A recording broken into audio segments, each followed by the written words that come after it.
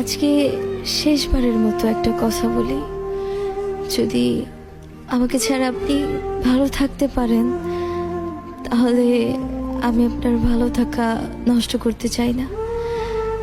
আমি জানি যে আমি মানুষটা খুব ভালো না, একটা কথা হয়তো ভালো করেই জানেন যে আমি আপনাকে কতটা ভালোবাসি। কোনোদিনও ভাবিনি যে আপনি এইভাবে আমাকে পর করে দিবেন। আমি তো আপনার থেকে কিছুই চাইনি, শুধু চেয়েছি আপনার ভালোবাসা।